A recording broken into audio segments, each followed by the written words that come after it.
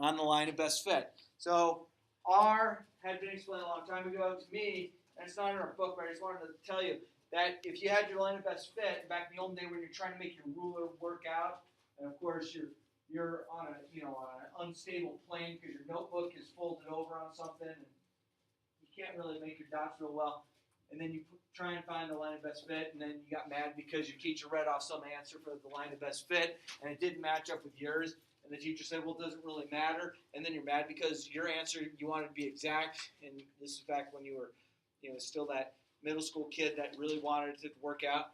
But sometimes if you picked 2 points, the slope and the y-intercept that you might have gotten did not necessarily match. And the reason yours didn't match is because maybe you picked that point, and your neighbor picked this point and this point, and then someone else was, no, pick the 2 that fall on the line exactly. And of course, you're like, well, those 2 points don't fit on my line exactly because you drew your line incorrectly. And now I've introduced to you the calculator that will allow you to plug it in, and everyone should get a very similar answer as long as you put the correct data in. Did that all make sense how I just went through that? Remember that? Do you guys remember when you were trying to have your notebook, and your notebook is, here's your notebook, and here's your data, and you have your notebook sitting there like, I can't draw a straight line. It's like, well, you got a stapler underneath your thing. I'm trying to be sarcastic, but how many of you have always had a flat surface to write on? Most of you always had. How many of you have too much stuff on your desk when you're trying to do something? Most of you. So most of you have something underneath this flat surface that's supposed to be flat. And you try and plot it, and your plots don't look all that good. I understand. Most people can. So I find that cell phones underneath work as well, especially those big old tan ones that had a battery the size of like a car battery on it. I think they were called mobile phones back in the day. So tomorrow we will have a quiz from 4.1 to 4.4. I just want to go, just make sure we're okay. So we're talking about, this is section 4.4 in your notes. Okay, we've already done quite a bit of this. A lot of this is going to be a review, but it's really focusing on what we're going to do. So how do we know which line is the best line? So again, if you had two different students' things, that might be the exact same data plotted on it. Which student did better? Both. Okay? And a lot of times, it depends how you write the scale in these directions to how well your line might fit. Okay? But for the most part, when you're collecting data, you should be getting something like that if it's going to have a linear relationship to it.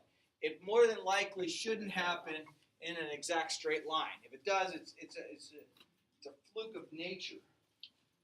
Okay? So what I want to do is I'm going to figure out this next problem that's listed on 4.4, and I have to sit here and plug it into the calculator. But again, this is one that we've already worked with, and it has to do with the distance of an airplane.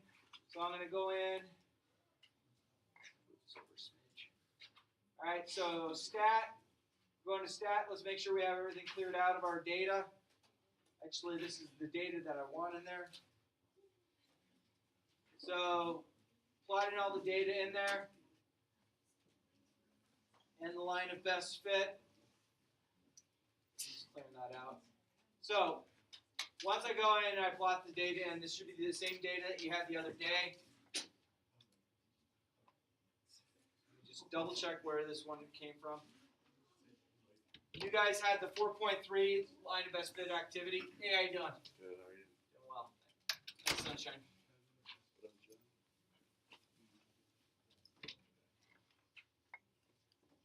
Mikey Crockett, there's paper up here for you. So we wanted you to do it by hand and then plug it into the calculator. What we wanted you to really realize when you were plotting that onto your graph, if you were to pick two different points and figure out the linear equation, your linear equation would be different than if I plugged it into the calculator. So I already had it in the calculator from last time. If I run through I go through and I do a calculate of my one variables, or let's do the linear equation. So things that we should look at is my R value. It says on 4x4, how do we know which is the line of best fit? Well, this is the line of best fit. Y equals AX plus B. We talked about last time, should we use number 4? Should we use number 8? They're going to get you the same thing. It's just the slope happens to be attached to the X in both. This has the slope first. The other one has the slope second. If we were to plug this into the calculator, we find that we have y equals, the 1.089x plus 248.384. Find the regression line, so r and r squared. So r we find as being 0.49996, and r squared is 0.499996 squared, which gives us 0.24996. What's the explanatory variable in here? Remember, explanatory is the x. Usually we'll have this in order. We're not normally going to kick it out of order for you. So the explanatory is your x, which is distance, and your response is the airfare, which is your y component. Is this strong, moderate, or weak? When you look at this, your r squared value falling between 20% and 70% creates a moderate. Okay, if it's below 20% here for r squared, it's weak. So this is closer to the weak end of stuff than the strong end of stuff. Closer this gets to 1, the better. So this would be moderate. It is positive. We have a positive slope. If our slope is positive, our r value also should be positive. Remember, r will fluctuate between -1 and +1. The closer to 0 you are, the worse off your data would be. And then, what is the variance? The variance, remember, is your r squared value as a percent. So the variance of this particular problem is pretty close to 25%. And then use this to predict if we had 800 miles. So remember, once you have this in place, you can either type it all in manually, or you can hit y equals, hit the vars button, go down to statistics, go over to equation, and it's the regression equation that we're storing in our calculator. Once we hit graph, it'll show us the line of best fit. And then if we were to look and say, use this line to predict the cost of a flight that is 800 miles. So miles is a distance. Distance is the x. So if I wanted to calculate an x value, I can do this and say, oh, okay, well, 800, plug it in. And once I hit enter, it's going to tell us that an 800-mile flight should cost us $335.48. Wait, how did you get to the line? How to get to the line? Yeah. Man, who's talking? Okay. I kept looking at you and your mouth stopped moving like who's talking? So are you okay when we did the stat, calculate, linear regression? Are you okay with that so far? And then once you've done that, go y equals vars, statistics, so number 5. And then move it over to EQ for equation and your regression equation. You hit enter and that'll store it into y equals, as long as you had y equals first. And then once you have that, you hit graph and it'll draw your picture for you. Okay? When calculating a value, you need to have the equation in place in order for the value to work. Does this regression equation make a good prediction? It's not so strong. Okay, and that has to do with our r and our r squared values. They're not that good of values. But then if we go to the flip side of that page, it says, example, the following data gives the age of randomly selected children and their heights at that age. Okay? Most of you as infants had gone to the doctor multiple times. Okay? And they do checkups on you to make sure that you are growing within a certain rate, and if you're not, then the doctor is going to either refer your parents to take you to a specialist, or try and implement something to help you out. There are growth charts that take place, and they are actually pretty good at determining how tall you should be. And there's things on those charts that will say, okay, you're in the 95th percentile. And if you're in the 95th percentile, that means that of all the data collected, of all the infants throughout the United States for the most part, you are bigger or taller or heavier than 95% of all other people that were that same age. There's only 5% that happen to be bigger, taller than you at that particular age as well. So that would be what the 95th percentile would mean. We're not talking percentiles yet, but this is one of the things that we would go with. So age and height actually have a lot to do with each other in your growth years. Okay, after you're age 18, most of you won't grow much more. Yes, I understand that. Some of you your mom might have grown after she had a couple kids. You might grow, if you're a female, you might grow if you have a couple kids, and that's not just the waistline. That's in the height. And so sometimes the hormonal changes because of a woman being pregnant will. Guys can't get pregnant. You haven't had that talk yet, have you? It's a worry. No, he's going to go home till his mom gets pregnant. I'm growing. Guys can also grow.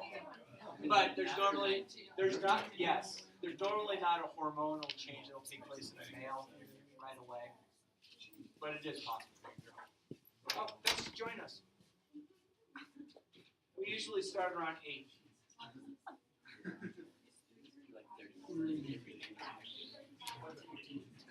And then watch, she's back there just chatting away.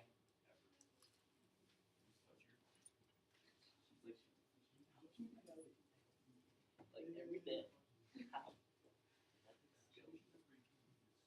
So, all I'm doing right now is I'm just clearing out all of my stuff. Let's plot this in. So, age and height.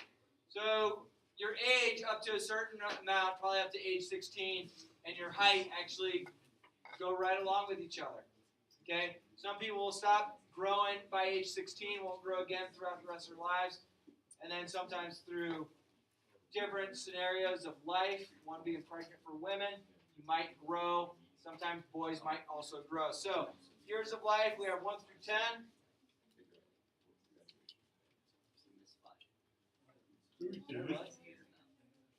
10, 9, 8, 7, 6, 5, 4, 3, 2, and 1. All right. 30, 33, 35, 40, 42, 45, 48, 51, 52, 55. All right. All right, I just plotted the data. How can I ensure this data is going to be on my screen? If I hit graph right now, why do I not see my data? It says zoom now. I have to hit zoom 9. Right now, this is showing a portion of the window that would work for the airline one. But if I hit zoom and then go down to zoom stat, which is zoom 9, it's going to change the window on the calculator to allow us to see our data. Does that look like pretty good data to you? Yeah. Looks pretty darn good. Okay? So, can I start making predictions off this, or what should I do in order to know how to plug this in? How do I find the linear equation? Help me out. Talk me through it. Quit pointing at other people. We ain't Democrats in here. We don't blame other people for our shortcomings.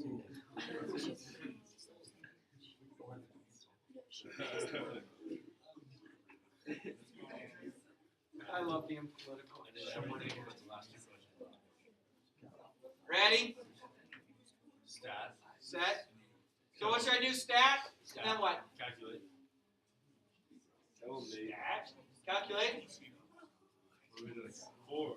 Number 4. Okay. I hit number 4. If I had multiple lists put in, I should tell what to do. So I could go list 1, list 2, but I only have that in place. Is this good data? How do we know? Yeah, R is 9956. R squared is 99.1. Okay, so find the regression R and R squared we have. What is the explanatory variable? That is X, which is age. And then what is the response variable? That is height.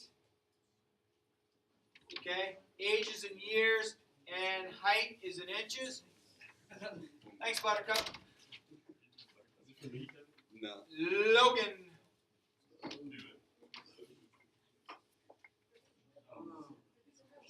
It's up there. All right.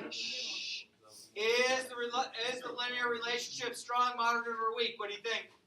I'm gonna go strong. Going strong. I like it. Let's see. Is this association positive or negative? What's the slope? Positive or negative? Positive. What else is positive that has to be positive? R. So, all right, and then what percent of variance can the height be explained in age? So the variance is R squared as a percent. So R squared as a percent is 99.1%, or 99.14% if you wanted to go that way. Use this line to predict the height. That is of a 6.5-year-old. Okay, so how do I want to graph this line. I have the equation already done. How do I graph it? Where do I go? Y equals. Make sure there's nothing there first. If there's anything there, clear it out. Where should I go next? Go into VARs. Where should I go next? Statistics. Then where? Equation. Then where? Number 1. That'll store it in there for you. Hit graph. You got this nice line. We want to know what the height of a person at 6.5 years old would be. So I'm going to hit second, calculate. I want a value. 6 1/2 is the same as 6.5. Hit enter. And that kiddo, if you notice, your cursor is right here. So 45.9 inches tall. Does this regression equation make a good prediction? Yes. Okay? So, last little thing. Did I just interpolate or extrapolate the data? Raise your hand and interpolate. Winston's right. Alex is right. Why not extrapolate? What's interpolate mean?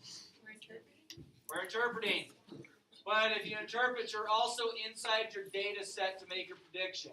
Notice I have data here and here, so we're inside of it. If I extrapolate, I'm outside of it. A lot of times extrapolation is not a safe thing to do, especially with the height. Because if you said, hey, how tall is a guy at 45 years old? They're going to be really tall compared to this growth chart. All right? So, guys and girls, I would like you guys to take the opportunity to work on worksheet 4.4. It's what we've done over and over and over again. I will tell you that problem number 1 on worksheet 4.4, the blood pressure is your Y component. The cholesterol is your X component. They went backwards on you. I will tell you, anytime you go backwards, so on worksheet 4.4, your explanatory variable is your cholesterol. Your response is your blood pressure. Okay? So they went backwards on that one. Again, I will let you know if they go backwards, so make sure when you plug it in. So it looks like problems 1 through 5. There will be a quiz on 4.1 to 4.4 tomorrow. Take this opportunity to please work on this assignment. And I'm going to save. Yo! Comment.